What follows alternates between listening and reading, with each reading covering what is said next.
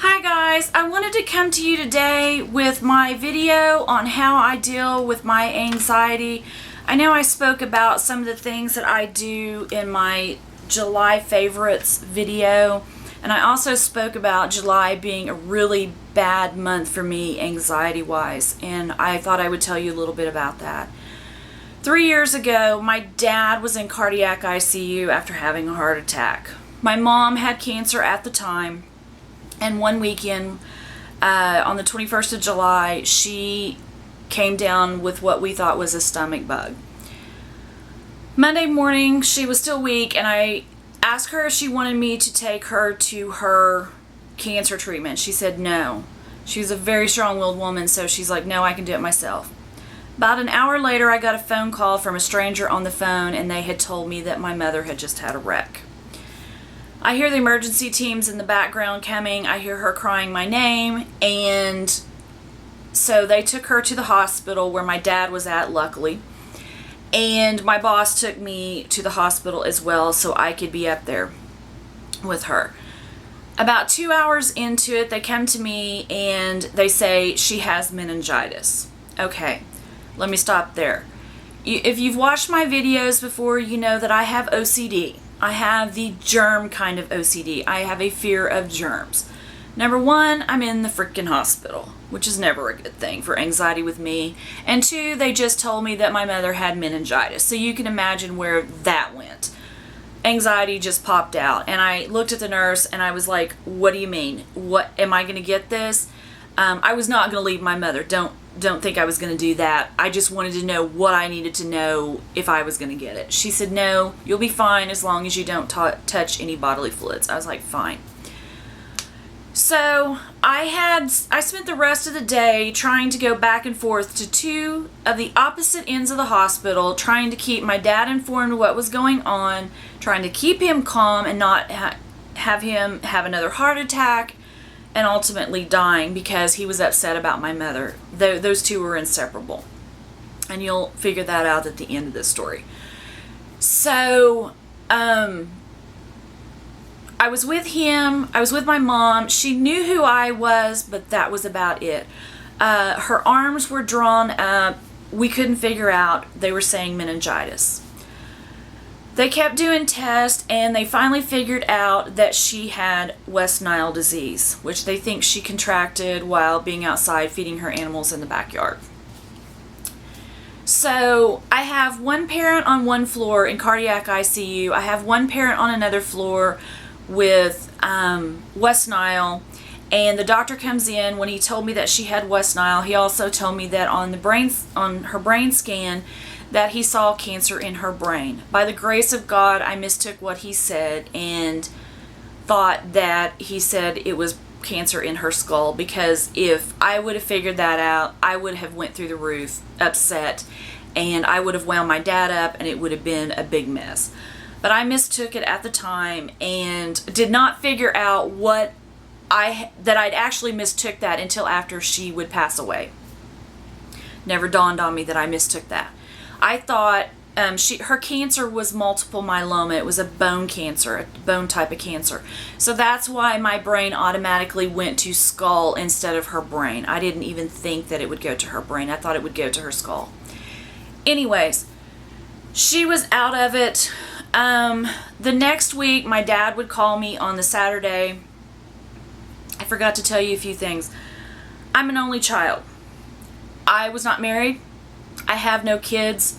The nearest family was 3 hours away. It was July.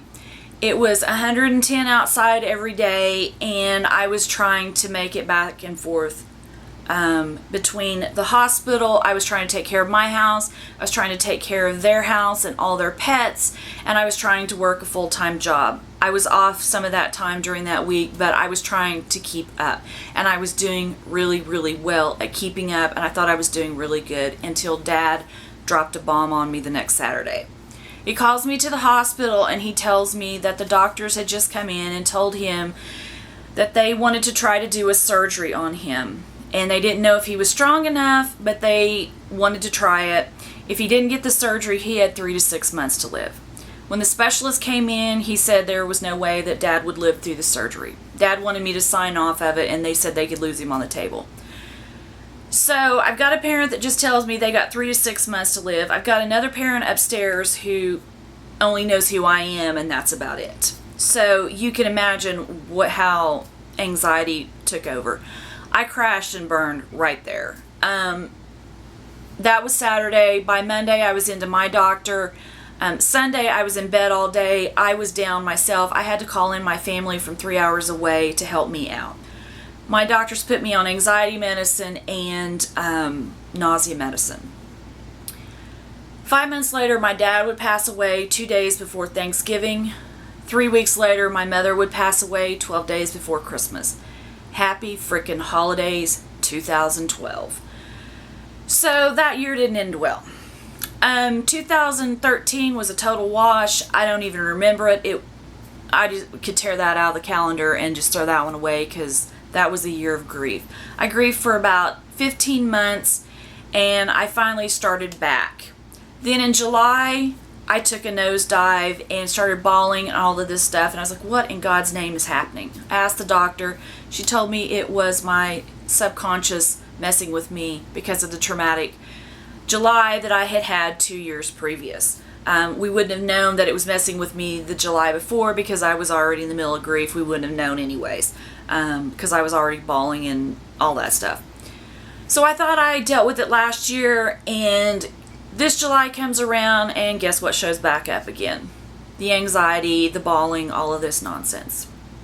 Not only that, the weekend before the anniversary of my mom's wreck, or when she got sick, which was on the 21st, my water main line broke. I'm the only one here. I'm trying to figure out how to do this myself. I'm afraid I'm going to have a geyser in the front yard, and my anxiety just shoots off. The day I get the water line put back in, I get up that morning, I am bawling. I get up bawling, I take a shower, I'm bawling, I get out of the shower, I'm still bawling. I know I'm not going to be any good because I'm going to sit at work and bawl all day. I have to call in. I take my anxiety meds. I sleep probably until noon, until the plumbers show up, and about that time I'm pretty leveled out. But I still have not recovered from it, and I'm getting ready to go back into counseling for grief because I'm still having some issues of that. But that's a whole nother thing. So I wanted to tell you a little bit about why I have the anxiety that I have and some of the things that I do to help me with it. One of them that I mentioned in my July favorites is I use coloring books. I color in them. I can spend hours coloring in them. This is a color by number. I just use regular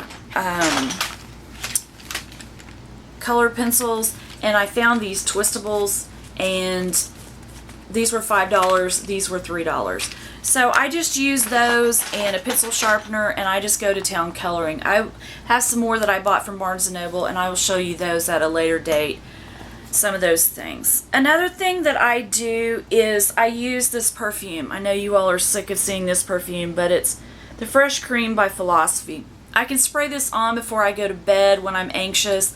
I have a lot of anxiety at night, I guess because I get tired. And I spray this on and I can go to bed and I relax. I spray it on at work. I spray it on before I go to work because I wake up anxious sometimes. This is a godsend for me. And as you can tell, I've gone through most of it. And I do have backups of it that I have. Another thing that I use is this. Hang on, if I can catch my phone here. It's an app, and it is called White Noise, and it is right here.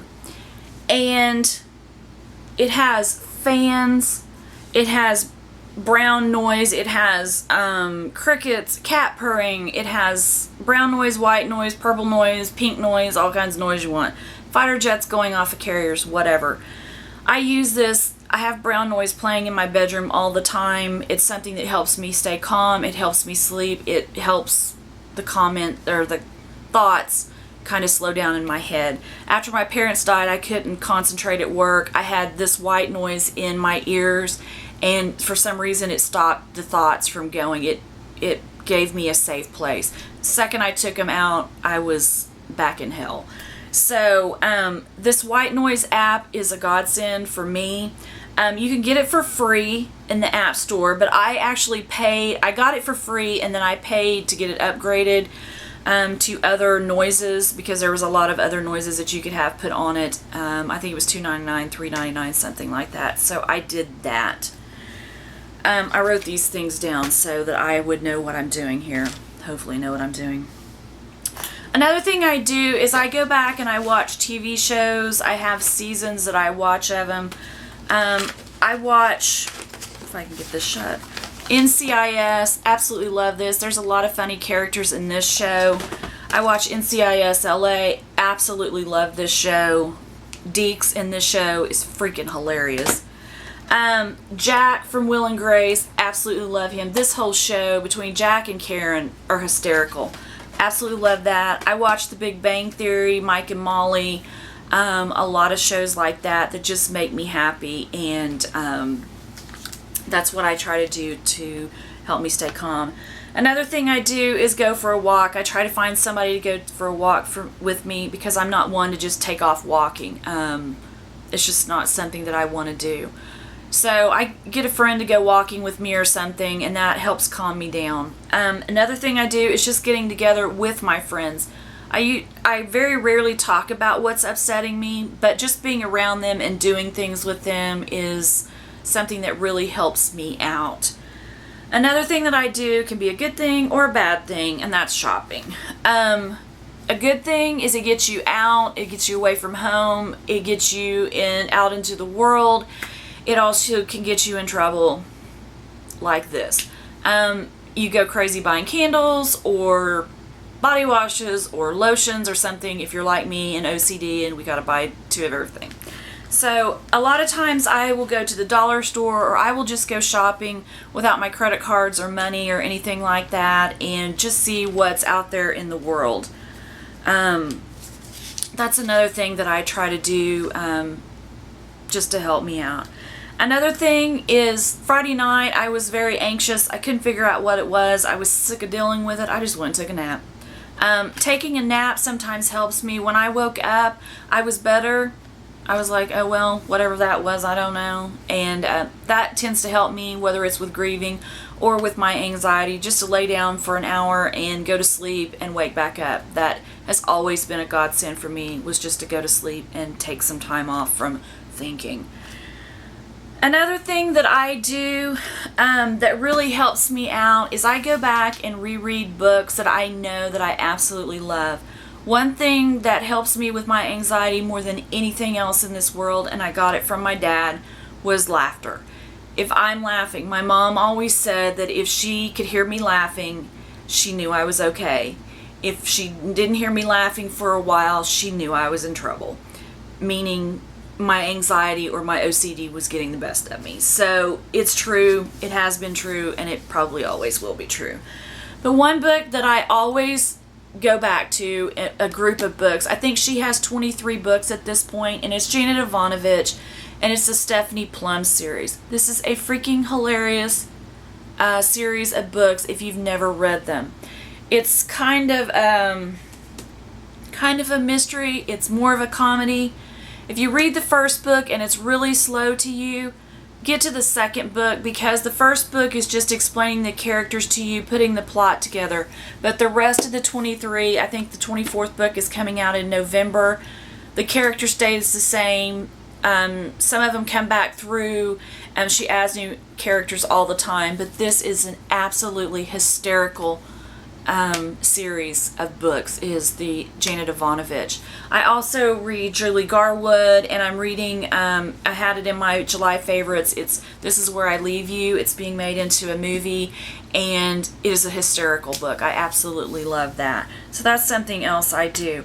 I also watch movies that I absolutely love. One of them is Pitch Perfect, Steel Magnolias, some that I just picked up. My first movie that I remember from when I was a kid, Smokey and the Bandit, for some reason. My favorite movie in the absolute world is this movie right here. Absolutely love it. Can quote this movie word for word. It's scary. Better Off Dead is freaking hilarious. It's an 80s movie. Any 80s movie, Breakfast Club, 16 Candles, they're my favorite. I love them. Christmas Vacation. Oh my God, you can't help but laugh at that dude. I watched Val Kilmer in Real Genius. It's a hysterical movie. Absolutely love it. And then Jerry Lewis. And my favorite Jerry Lewis movie is The Ladies' Man. And he is just hysterical in this movie. So it's an absolute favorite. And I just love to laugh. Another thing I do that can be good for me or bad for me is listening to music. If I'm listening to music on my iPod, I know which songs to stay away from, and it's okay. If I'm listening to the radio, it can be a bad thing. Like it was yesterday. Twice yesterday, I'm driving down the road, and I start bawling because of songs that came up. So that could be a good thing and a bad thing. But I do listen to music that's on videos. My absolute favorite is the Eagles. I'm surprised this thing still freaking works at this point because I've watched this so many freaking times. I absolutely love it. Keeps me calm. Another one is Adele. I watch her. Billy Joel.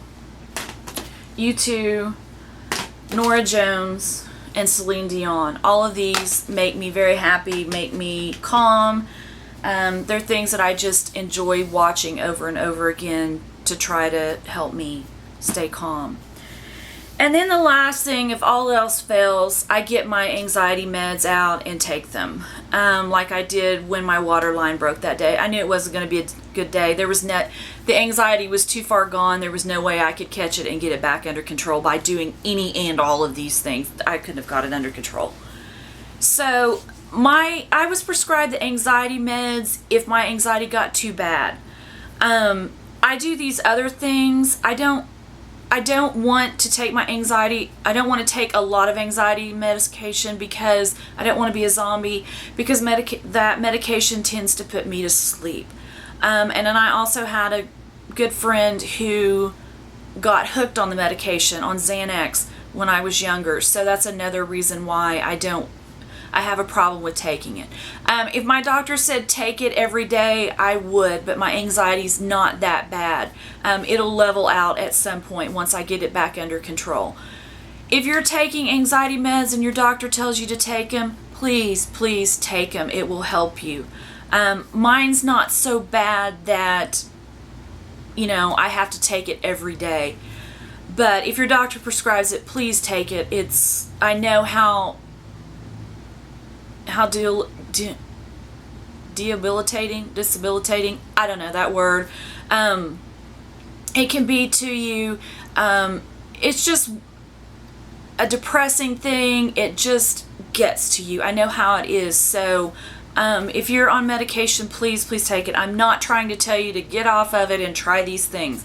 Just maybe add some of these things and see if they help you out. I'm not trying to tell anybody to stop any medication. Don't ever think that. I am not a doctor, trust me.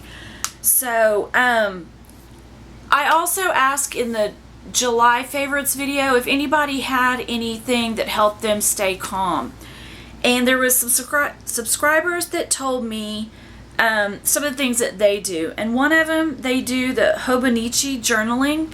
And I'm currently watching that on YouTube, trying to figure it all out and how it works right now.